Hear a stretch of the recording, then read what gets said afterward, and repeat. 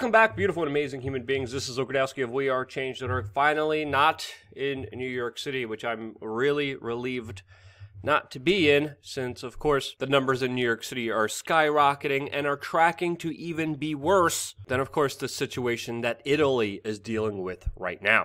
So yeah, lots of craziness going on, and of course, that craziness is only made worse by just the utter lunacy and insanity coming from the mainstream media that, of course, criticizes people like Bernie Sanders as divisive, as only looking out for himself, as only looking to grab power during this situation, as they do the very same thing with their extremely backwards attack on Donald Trump. Now, of course, there's a lot of things to criticize the government and Donald Trump on, but the way that the majority of the mainstream media does it is absolutely backwards. And we're going to get into that, plus a lot more, as well as the larger question if there even will be a 2020 election. Now, before we get into it, I just wanted to remind everyone during this very difficult economic time for everyone that YouTube is making this time extremely difficult for independent creators with their unrelenting algorithm that literally is hitting every video. So while everyone is being laid off nationwide, it looks like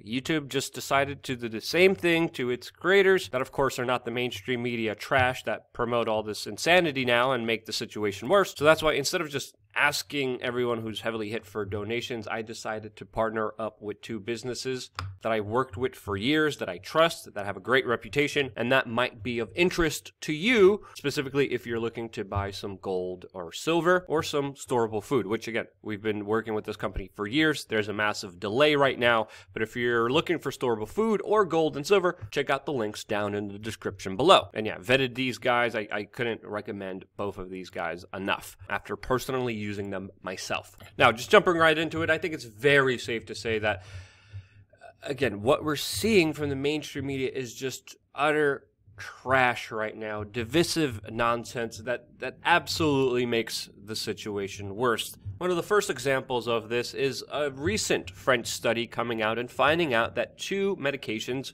one an anti-malaria, the second an antibiotic, combined together could reduce the duration and the negative impacts of COVID-19. And this is incredible news, as of course, one of the major problems of this virus going around everywhere is, of course, hospitals being inundated and not being able to treat everyone, leading, of course, to the medical system being overrun. Donald Trump then tweeted saying that taking these two medications has a real chance to be one of the biggest game changers during, of course, all this insanity, which again, if true, yeah, it is. But how did the mainstream media report on this? Well, if you look at CNN, they had an article that's titled, quote, "Trump peddles unsubstantiated hope in dark times." And the article is just an insane diatribe of just bipartisan nonsense that again, doesn't serve any other purpose other than shilling for their own side. Now, there's legitimate arguments and conversations to be had in a rational tone without having to be an idiot. And, we could bring up the fact how the virus is affecting different populations differently. Specifically, if you compare what's happening in Italy, that has an extremely high mortality rate with this virus compared to, of course, Germany, that has an extremely low rate. Also, the fact that this virus is mainly devastating Italian men, while studies in South Korea showing specifically that men aren't as widely affected as they are in Italy for some reason. So again, a lot of unknowns, a lot of uncertainty. Sure, we could have a conversation about that, but we don't. Look at the other articles here that are top stories on Google right now. The Washington Post, titled, "The Media Must Stop Live Streaming Trump's Dangerous, Destructive Coronavirus." And again, you click on it, briefings, and what do they want you to do? The shills want you to pay to even look at this supposed breaking important news, which is just utterly ridiculous right now in the time of need for public information, and these buttholes just creating a premium for you even just trying to access that. But again, you don't want to listen to their trash anyway. Second article, Trump uses briefings on coronavirus to attack critics. Yeah, but that's also what you're doing. Third article, the media is helping spread Trump's coronavirus racism. Are you freaking...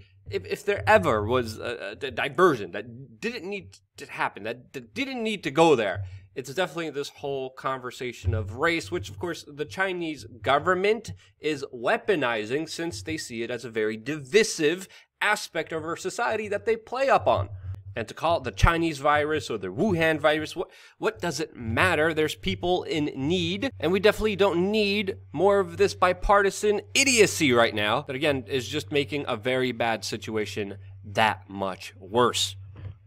And it's happening on both sides, from the Republican side, from the Democratic side. They're idiots on both sides. But again, they're just vying for power, looking out for themselves. Meanwhile, the onlookers, the average Joe, pays the price for it. And it's one of the reasons why we have a disaster on our hands, not only with the virus, but also with the economy. And with that looming, it's just going to be interesting to see how the 2020 election unfolds, if it even will unfold, because of the current situation that we're dealing with. Now, having an economic disaster usually signals a very bad sign for an incumbent president, historically speaking. But also, this is an utter national tragedy that, again, poll numbers are showing that the majority of Americans are approving of the way that Donald Trump is handling this. I mean, the governor of California, the governor of New York, and even Ilhan Omar complimented the president and said that they approve of what he is doing. He has even took extreme progressive measures, which delighted a lot of the supposed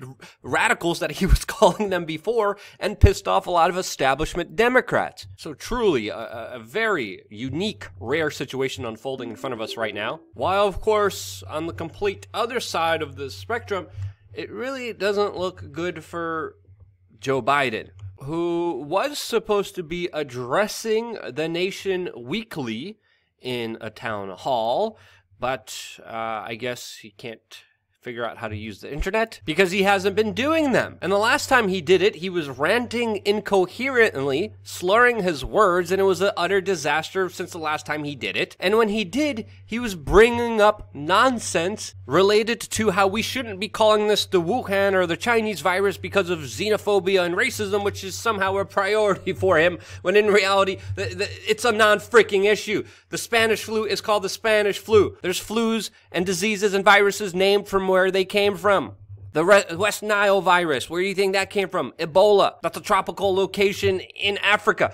Again, total non-issue, lunacy, rambling, that's not even there. Leaving many to wonder, including commentator Glenn Greenwald, has anyone seen Joe? Tweeting, and now a viral tweet, Joe Biden's omnipresence, steely, calm, and inspiring leadership has shown the U.S. what a real president does in time of crisis. Oh wait, has anyone seen Joe?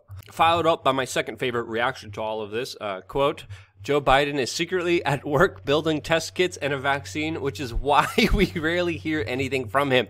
And again, very little criticism to none against Joe Biden, which is pretty much the establishment candidate that utters the same kind of talking points as the establishment mainstream media, Hillary Clinton in like a weird robotic Tin Man form that can't stop sniffing children. Yeah, that guy. And then we also have Bernie Sanders that, of course, the media is attacking nonstop, telling him to drop out of the presidential campaign, which he has not done so. And they're saying he's only hurting the country for his own will of power, which again, is everything that they're doing themselves. But again, I don't think Bernie Sanders is also winning himself any favors, since, of course, Donald Trump is creating the socialism that he has always dreamed of, and it's creating a very awkward, weird situation for him to have someone like Donald Trump literally take over his economic policies and actually implement them. So, very strange time for Bernie Sanders. Again, not a fan of his at all. But even recently, Tulsi Gabbard